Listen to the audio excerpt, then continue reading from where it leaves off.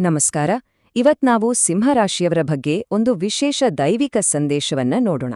ಕೇಳಿ, ಬರ್ತಿರೋ ಈ 5 ದಿನಗಳು ನಿಮ್ಮ ಜೀವನವನ್ನೇ ಬದಲಾಯಿಸೋ ಶಕ್ತಿ ಹೊಂದಿವೆ ಅಂತ ಹೇಳಲಾಗ್ತಿದೆ. ಹಾಗಾದ್ರೆ ಏನಿದೆ ನಿಮಗಾಗಿ? ಬನ್ನಿ ತಿಳ್ಕೊಳ್ಳೋಣ. ನೋಡಿ, ಈ ಮಾತುಗಳನ್ನ, ಈ 5 ದಿನಗಳು ಸಾಧಾರಣ ದಿನಗಳಲ್ಲ, ಇವು ನಿಮ್ಮ ಜೀವನದ ಒಂದು ಮಹತ್ವದ ತಿರುವು. ಇದು ಬರೀ ಒಂದು ಭವಿಷ್ಯವಾಣಿ ತರ ಕಾಣಿಸಲ್ವಾ ಅಲ್ವಾ? ಇದರಲ್ಲಿ ಒಂದು ದೊಡ್ಡ ಭರವಸೆ, ಒಂದು ನಿರೀಕ್ಷೆ ಇದೆ. ಅಂದ್ರೆ ನಿಮ್ಮ ಜೀವನದಲ್ಲಿ ಒಂದು ದೊಡ್ಡ ಟರ್ನಿಂಗ್ ಪಾಯಿಂಟ್ ಹತ್ರ ಬರ್ತಿದೆ ಅನ್ನೋದಕ್ಕೆ ಇದೊಂದು ಸ್ಪಷ್ಟ ಸೂಚನೆ.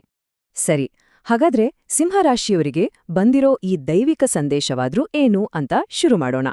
ಈ ಬರ್ತಿರೋ ಸಮಯದಲ್ಲಿ ನಿಮ್ಗೋಸ್ಕರ 4 ದೊಡ್ಡ ಗುಡ್ ನ್ಯೂಸ್ ಕಾದಿದೆಯಂತೆ. ಜೊತೆಗೆ ಒಂದು ವಿಶೇಷವಾದ ದೈವೀ ಅನುಗ್ರಹ ಕೂಡ ಸಿಗಲಿದೆ. ಒಂಥರ ಇದೊಂದು ಹೊಸ ಆರಂಭದ ಭರವಸೆ ಅಂತಾನೆ ಹೇಳಬಹುದು. ಇಲ್ಲಿ ತುಂಬಾ ಇಂಟ್ರೆಸ್ಟಿಂಗ್ ಆಗಿರೋ ವಿಷಯ ಏನಂದ್ರೆ, ಎಷ್ಟೋ ಸಮಯದಿಂದ ಒಂದು ದೈವಿಕ ಶಕ್ತಿ ನಿಮಗೆ ಗೊತ್ತಿಲ್ದೇನೆ ನಿಮ್ಮನ್ನ ಕಾಪಾಡ್ತಾ ಬಂದಿದೆಯಂತೆ. ಹೌದು, ಎಷ್ಟೋ ಕಷ್ಟಗಳಿಂದ, ಅಪಾಯಗಳಿಂದ ನಿಮ್ಮನ್ನ ಪಾರುಮಾರಿದೆ. ಈಗ ಆ ಶಕ್ತಿ ತನ್ನ ಆಶೀರ್ವಾದವನ್ನ ನೇರವಾಗಿ ನಿಮ್ಮ ಮೇಲೆ ಸುರಿಸೋಕೆ ಸಿದ್ಧವಾಗಿದೆ. ಆದ್ರೆ ನಿಮ್ಮ ಜೊತೆ ಯಾವಾಗ್ಲೂ ನಿಂತಿದ್ದ ಆ ದೈವಿಕ ಶಕ್ತಿ ಯಾವುದು ಅಲ್ವಾ? ಈ ಪ್ರಶ್ನೆ ಕೇಳಿದಾಗ ಒಂಥರ ಕುತೂಹಲ ಆಗತ್ತೆ. ನಿಮ್ಮ ಇಡೀ ಜೀವನವನ್ನೇ ಬದಲಿಸೋ ತಾಕತ್ತಿರೋ ಆ ಮಹಾನ್ ಶಕ್ತಿ ಅದು ಯಾವುದು? ಆ ಮಹಾನ್ ಶಕ್ತಿ ಬೇರೆ ಯಾವುದೂ ಅಲ್ಲ, ಅದುವೇ ಲಕ್ಷ್ಮೀ ನರಸಿಂಹಸ್ವಾಮಿ. ಹೌದು, ಒಂದು ಕಡೆ ಉಗ್ರ ರೂಪದಿಂದ ರಕ್ಷಣೆ ಮಾಡೋ ಶಕ್ತಿ, ಇನ್ನೊಂದು ಕಡೆ ಲಕ್ಷ್ಮಿಯ ಜೊತೆ ಸೇರಿ ಕರುಣೆ ತೋರೋ ದೈವ. ಇದೇ ಶಕ್ತಿದ ನಿಮ್ಮ ರಕ್ಷಣೆಗೂ ಕಾರಣ, ಮುಂದೆ ಬರ್ತಿರೋ ಅದೃಷ್ಟಕ್ಕೂ ಮೂಲ ಅಂತ ಹೇಳಲಾಗ್ತೀನಿ. ಸರಿ, ಈಗ ನಿಮ್ಮ ಒಳಗಿನ ಶಕ್ತಿ ಏನು ಅನ್ನೋದನ್ನ ಅರ್ಥ ಮಾಡ್ಕೊಳ್ಳೋಣ. ಸಿಂಹದ ಆತ್ಮ ಅನ್ನೋ ಈ ಭಾಗದಲ್ಲಿ ಸಿಂಹರಾಶಿಯವರಲ್ಲಿರೋ ಆ ಮುಖ್ಯವಾದ ಪಾಸಿಟಿವ್ ಆದ ಗುಣಗಳ ಬಗ್ಗೆ ನಾವು ಮಾತಾಡೋಣ. ಸಿಂಹರಾಶಿಯವರಲ್ಲಿರೋ ಆ ಕೋರ್ ಕ್ವಾಲಿಟೀಸ್ ಏನು ಅಂತ ನೋಡಿದ್ರೆ, ಅಸಾಧಾರಣ ಬುದ್ಧಿವಂತಿಕೆ ಇದೆ, ಮುಂದೆ ಬರೋ ಅಪಾಯವನ್ನ ಮೊದಲೇ ಗ್ರಹಿಸೋ ದೂರದೃಷ್ಟಿ ಇದೆ, ಧೈರ್ಯವಂತೂ ರಕ್ತದಲ್ಲೇ ಬಂದಿದೆ. ಅಷ್ಟೇ ಅಲ್ಲ, ಎಷ್ಟೇ ಸಲ ಬಿದ್ರೂ ಮತ್ತೆ ಎದ್ದು ನಿಲ್ಲೋ ಶಕ್ತಿ, ಪ್ರಾಮಾಣಿಕತೆ, ಜೊತೆಗೆ ಬೇರೆಯವರಿಗೆ ಸಹಾಯ ಮಾಡಬೇಕು ಅನ್ನೋ ಒಂದು ಒಳ್ಳೆ ಮನಸ್ಸು, ಇದೆಲ್ಲ ನಿಮ್ಮ ಸಹಜ ಗುಣಗಳು. ಇಲ್ಲಿ ಒಂದು ಮುಖ್ಯವಾದ ವ್ಯತ್ಯಾಸವನ್ನ ನಾವು ಅರ್ಥ ಮಾಡ್ಕೋಬೇಕು. ನಿಮ್ಮ ನೇಚರ್ ಕೆಲವೊಮ್ಮೆ ಬೇರೆಯವರಿಗೆ ಅಹಂಕಾರ ಅಥವಾ ಹೆಮ್ಮೆ ಅಂತ ಅನಿಸ್ಬೋದು. ಆದ್ರೆ ಅದು ಹೆಮ್ಮೆ ಅಲ್ಲ, ಅದು ನಿಮ್ಮ ಸ್ವಾಭಿಮಾನ. ನೀವು ಸುಮ್ಸುಮ್ನೆ ಯಾರ್ ಮುಂದೇನೂ ತಲೆಬಾಗಲ್ಲ, ಹಾಗಂತ ಅನ್ಯಾಯವನ್ನಂತೂ ಯಾವತ್ತೂ ಮಾಡಲ್ಲ. ಇದೇ ನಿಮ್ಮ ನಿಜವಾದ ಸ್ಟ್ರೆಂತ್. ಇಷ್ಟು ದಿನ ಪಟ್ಟಿರೋ ಕಷ್ಟಗಳಿಗೆಲ್ಲ ಈಗ ಒಂದು ಪ್ರತಿಫಲ ಸಿಗೋ ಟೈಮ್ ಬಂದಿದೆ. ಹೌದು, ನಿಮ್ಮ ಜೀವನದ ಆ ಕಷ್ಟದ ದಿನಗಳು ಮುಗಿತಾ ಬರ್ತಿವೆ. ಇದು ನಿಮ್ಮ ತಾಳ್ಮೆಗೆ, ನಿಮ್ಮ ಸಹನೆಗೆ ಸಿಕ್ಕಿರೋ ಜಯ. ತುಂಬ ಚಿಕ್ಕ ವಯಸ್ಸಲ್ಲೇ ನೋಡಿ, ನಿಮ್ಮ ಮೇಲೆ ಫ್ಯಾಮಿಲಿಯ ದೊಡ್ಡ ಜವಾಬ್ದಾರಿಗಳು ಬಂದ್ಬಿಟ್ಟು, ನಿಮ್ಮ ಸ್ವಂತ ಕನಸು ಆಸೆಗಳನ್ನೆಲ್ಲ ಪಕ್ಕಕ್ಕಿಟ್ಟು ನಿಮ್ಮ ಕುಟುಂಬಕ್ಕೋಸ್ಕರ ನೀವು ಎಷ್ಟು ಕಷ್ಟಪಟ್ಟಿದ್ದೀರಿ. ಅದು ಮಾತ್ರ ಅಲ್ಲ, ಯಾರನ್ನ ನೀವು ಜಾಸ್ತಿ ನಂಬಿದ್ರೋ ಅವರಿಂದಲೇ ನಿಂಗೆ ಮೋಸ ಆಯ್ತು. ಇವರು ನನ್ನವರು ಅಂತ ಅಂದ್ಕೊಂಡಿದ್ದ ಜನನೇ ನಿಮ್ಮಿಂದ ದೂರ ಹೋದ್ರು. ಈ ಇಮೋಷನಲ್ ಪೇನ್ ಇದೆಯಲ್ಲ, ಇದು ನಿಮ್ಮನ್ನ ಇನ್ನಷ್ಟು ಗಟ್ಟಿ ಮಾಡಿದೆ ಅಂತಾನೆ ಹೇಳ್ಬೇಕು. ಕಷ್ಟದ ಸಮಯದಲ್ಲಿದ್ದಾಗ ಯಾರೂ ಕೂಡ ಸಹಾಯಕ್ಕೆ ಮುಂದೆ ಬರ್ಲಿಲ್ಲ. ತುಂಬಾ ಒಂಟಿತನ, ಅವಮಾನ, ಇಂಥ ಕ್ಷಣಗಳನ್ನೆಲ್ಲ ನೀವು ಫೇಸ್ ಮಾಡಿದ್ದೀರಾ. ಆದ್ರೆ ಆ ಕೆಟ್ಟ ಅನುಭವಗಳೇ ಇವತ್ತು ನಿಮ್ಮನ್ನ ಒಂದು ಉಕ್ಕಿನ ತರ ಗಟ್ಟಿ ಮಾಡಿ ನಿಲ್ಲಿಸಿವೆ. ನೋಡಿ, ಈ ಒಂದು ಮಾತು ಪರಿಸ್ಥಿತಿಯನ್ನ ಎಷ್ಟು ಅದ್ಭುತವಾಗಿ ಹೇಳುತ್ತೆ. ನೀವು ಸುರಿಸಿದ ಪ್ರತಿಯೊಂದು ಹನಿ ಕಣ್ಣೀರು, ನೀವು ಅನುಭವಿಸಿದ ಪ್ರತಿಯೊಂದು ಅವಮಾನ, ಇವೆಲ್ಲವೂ ಇನ್ನು ಮುಂದೆ ನಿಮ್ಮ ಯಶಸ್ಸಿಗೆ ಅಡಿಪಾಯವಾಗಲಿದೆ. ಅಂದ್ರೆ ನಿಮ್ಮ ಹಿಂದಿನ ನೋವೇ ನಿಮ್ಮ ಮುಂದಿನ ಶಕ್ತಿಗೆ ಫೌಂಡೇಶನ್. ಸರಿ, ಹಾಗಾದ್ರೆ ಈಗ ಅದೃಷ್ಟದ ಹೊಸ ಚಾಪ್ಟರ್ ಶುರು ಮಾಡೋಣ. ಈ ಇಡೀ ಭವಿಷ್ಯವಾಣಿಯ ಮುಖ್ಯ ಪಾಯಿಂಟ್ ಇದೆ.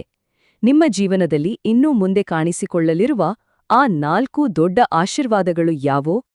ಈ ಚಾರ್ಟ್ ನೋಡಿ, ಮುಂದೆ ಬರ್ತಿರೋ ಅದೃಷ್ಟ ಎಷ್ಟು ಕ್ಲಿಯರ್ ಆಗಿ ಕಾಣಿಸುತ್ತೆ. ಫೈನಾನ್ಷಿಯಲ್ ಗ್ರೋತ್ ಅಂದ್ರೆ ಆರ್ಥಿಕ ಬೆಳವಣಿಗೆ, ಕೆರಿಯರ್ ಅಡ್ವಾನ್ಸ್ಮೆಂಟ್ ಅಂದ್ರೆ ವೃತ್ತಿಯಲ್ಲಿ ಮುನ್ನಡೆ, ಫ್ಯಾಮಿಲಿ ಹಾರ್ಮನಿ ಅಂದ್ರೆ ಕುಟುಂಬದಲ್ಲಿ ಸಾಮರಸ್ಯ, ಮತ್ತು ಮೆಂಟಲ್ ಪೀಸ್ ಅಂದ್ರೆ ಮಾನಸಿಕ ಶಾಂತಿ. ಈ ಎಲ್ಲಾ ಮುಖ್ಯ ಕ್ಷೇತ್ರಗಳಲ್ಲೂ ಪಾಸಿಟಿವ್ ಬದಲಾವಣೆಗಳನ್ನ ನೀವು ಖಂಡಿತ ಎಕ್ಸ್ಪೆಕ್ಟ್ ಮಾಡ್ಬೋದು. ಇನ್ನೂ ಸ್ಪೆಸಿಫಿಕ್ ಆಗಿ ಹೇಳೋದಾದ್ರೆ, ನಿಮ್ಮ ಪ್ರೊಫೆಷನಲ್ ಲೈಫ್ ಮತ್ತೆ ಅಕಾಡೆಮಿಕ್ಸ್ನಲ್ಲಿ ಏನಾಗ್ಲಿದೆ ಗೊತ್ತಾ? ಸ್ಟೂಡೆಂಟ್ಸ್ ಆಗಿದ್ರೆ ನಿಮ್ಮ ಹಾರ್ಡ್ವರ್ಕಿಗೆ ಈಗ ರೆಕಗ್ನಿಷನ್ ಸಿಗುತ್ತೆ. ಬಿಸ್ನೆಸ್ ಮಾಡ್ತಿದ್ರೆ ಪ್ರಾಫಿಟ್ ಜಾಸ್ತಿ ಆಗತ್ತೆ, ನಿಂತೋಗಿದ್ದ ಡೀಲ್ಗಳೆಲ್ಲ ಮತ್ತೆ ಶುರುವಾಗುತ್ತೆ. ಇನ್ನು ಕೆಲಸ ಮಾಡೋರ್ಗೆ ಪ್ರಮೋಷನ್, ಸ್ಯಾಲರಿ ಹೈಕ್, ಗೌರವ ಎಲ್ಲವೂ ನಿಮ್ಮನ್ನ ಹುಡ್ಕೊಂಡ್ ಬರ್ಲಿದೆ. ಇದು ಅಷ್ಟಕ್ಕೆ ನಿಲ್ಲಲ್ಲ.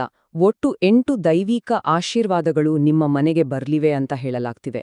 ಯಾವುದೆಲ್ಲ ಅಂದ್ರೆ ಹಣ, ಧಾನ್ಯ, ಆರೋಗ್ಯ, ಸಂತೋಷ, ಸಮೃದ್ಧಿ, ಗೌರವ, ಪ್ರೀತಿ ಮತ್ತೆ ಶಾಂತಿ. ಅಂದ್ರೆ ಈ ಬದಲಾವಣೆಗಳು ನಿಮ್ಮ ಲೈಫಿನ ಪ್ರತಿಯೊಂದು ಆಸ್ಪೆಕ್ಟ್ ಅನ್ನು ಟಚ್ ಮಾಡುತ್ತೆ. ಹಾಗಾದ್ರೆ ಈ ದೈವಿಕ ಶಕ್ತಿಯನ್ನ ನಮ್ಮ ಜೀವನಕ್ಕೆ ತಗೊಳ್ಳೋದು ಹೇಗೆ, ಅದನ್ನ ಬಳಸ್ಕೊಳ್ಳೋದು ಹೇಗೆ? ನಮ್ಮ ಕೊನೆಯ ಭಾಗದಲ್ಲಿ ಈ ಆಶೀರ್ವಾದಗಳನ್ನ ಪಡೆಯೋಕೆ ನಾವು ಏನ್ ಮಾಡಬೇಕು, ಯಾವೆಲ್ಲ ಸ್ಟೆಪ್ಸ್ ತಗೋಬೇಕು ಅನ್ನೋದ್ರ ಬಗ್ಗೆ ನೋಡೋಣ. ಈ ದೈವಿಕ ಎನರ್ಜಿಯನ್ನ ವೆಲ್ಕಮ್ ಮಾಡೋಕೆ ಇಲ್ಲೊಂದು ತುಂಬಾ ಸಿಂಪಲ್ ಆದ್ರೆ ಪವರ್ಫುಲ್ ಆದ ರಿಚುವಲ್ ಇದೆ. ಮೊದಲನೇದಾಗಿ ಸೋಮವಾರದಂದು ನಿಮ್ಮ ಮನೆಯನ್ನ ಪೂರ್ತಿಯಾಗಿ ಕ್ಲೀನ್ ಮಾಡಿ. ಎರಡನೇದಾಗಿ ಶುದ್ಧವಾದ ಭಕ್ತಿಯಿಂದ ದೇವ್ರ ಪೂಜೆ ಮಾಡಿ. ಮೂರನೇದಾಗಿ ಶಾಂತಿ ಮತ್ತೆ ಪ್ಯೂರಿಟಿಯ ಸಂಕೇತವಾದ ಬಿಳಿ ಹೂವುಗಳನ್ನ ದೇವ್ರಿಗೆ ಅರ್ಪಿಸಿ. ಕೊನೆಯದಾಗಿ 2 ಹಿಟ್ಟಿನ ದೀಪಗಳನ್ನ ಹಚ್ಚಿ. ಇದು ನಿಮ್ಮ ಆರ್ಥಿಕ ಪ್ರಗತಿ ಮತ್ತೆ ಕುಟುಂಬದ ಸಂತೋಷವನ್ನ ಸೂಚಿಸುತ್ತೆ. ಇನ್ನೂ ಒಳ್ಳೆ ರಿಸಲ್ಟ್ಸ್ ಬರಬೇಕು ಅಂದ್ರೆ ಈ ಕೆಲವು ವಿಷಯಗಳನ್ನ ನೆನ್ಪಲ್ಲಿಟ್ಕೊಳ್ಳಿ. ಏನಾದ್ರೂ ಹೊಸ ಕೆಲಸ ಶುರು ಮಾಡ್ಬೇಕಿದ್ರೆ ಶುಕ್ರವಾರ ಮತ್ತೆ ಭಾನುವಾರ ತುಂಬಾ ಒಳ್ಳೆ ದಿನಗಳು. ನಿಮ್ಮ ಲಕ್ಕಿ ನಂಬರ್ಸ್ ಬಂದು 2, 5 ಮತ್ತೆ 9. ಇನ್ನು ಲಕ್ಕಿ ಕಲರ್ಸ್ ಹಸಿರು, ಕಪ್ಪು, ಹಳದಿ, ಕೆಂಪು, ಬಿಳಿ ಮತ್ತೆ ಪಿಂಕ್. ಇದರ ಜೊತೆಗೆ ಕೆಲವು ಎಚ್ಚರಿಕೆಗಳನ್ನು ಪಾಲಿಸಬೇಕಾಗುತ್ತೆ. ಮೊದಲನೇದು, ಜಗಳಗಳಿಂದ ದೂರ ಇರಿ. ಮಾತಾಡೋ ಮುಂಚೆ ಒಂದು ಕ್ಷಣ ಯೋಚನೆ ಮಾಡಿ. ಎರಡನೇದು, ನಿಮ್ಮ ಪರ್ಸನಲ್ ಪ್ಲಾನ್ಗಳನ್ನ, ನಿಮ್ಮ ಆದಾಯ, ಮನೆ ವಿಷಯಗಳನ್ನ ಎಲ್ಲರತ್ರ ಶೇರ್ ಮಾಡ್ಕೋಬೇಡಿ. ಎಂ ಅಥವಾ ಎಸ್ ಅಕ್ಷರದಿಂದ ಹೆಸರು ಶುರುವಾಗೋ ವ್ಯಕ್ತಿಗಳ ಜೊತೆ ಸ್ವಲ್ಪ ಹುಷಾರಾಗಿರಿ. ಕೊನೆಯದಾಗಿ, ಶುಕ್ರವಾರ ಮತ್ತೆ ಭಾನುವಾರದಂದು ನೀಲಿ ಬಣ್ಣದ ಬಟ್ಟೆ ಹಾಕೋದನ್ನ ಅವಾಯ್ಡ್ ಮಾಡಿ.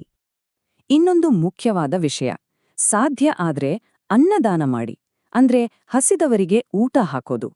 ಹೀಗೆ ಮಾಡೋದ್ರಿಂದ ನಿಮ್ಮ ದಾರಿಯಲ್ಲಿರೋ ಅಡೆತಡೆಗಳೆಲ್ಲ ದೂರ ಆಗುತ್ತೆ. ಅಷ್ಟೇ ಅಲ್ಲ, ನಿಮ್ಮ ಕರ್ಮದ ಋಣ ಕೂಡ ಕಳೆಯುತ್ತೆ ಅಂತ ನಂಬಿಕೆ ಇದೆ. ನೋಡಿ, ಇಷ್ಟು ದಿನ ಎಷ್ಟೆಲ್ಲ ಪರೀಕ್ಷೆಗಳನ್ನ ಎದುರಿಸಿದ್ದೀರಾ. ಈಗ ಆ ಎಲ್ಲದಕ್ಕೂ ಪ್ರತಿಫಲ ಸಿಗೋ ಸಮಯ. ದೈವಿಕ ಶಕ್ತಿ ನಿಮ್ಮ ಮನೆ ಬಾಗಿಲಿಗೆ ಬಂದು ನಿಂತಿದೆ. ಅದನ್ನ ಒಳಗೆ ಬರಮಾಡಿಕೊಳ್ಳೋಕೆ ನೀವು ಸಿದ್ಧರಾಗಿದ್ದೀರಾ?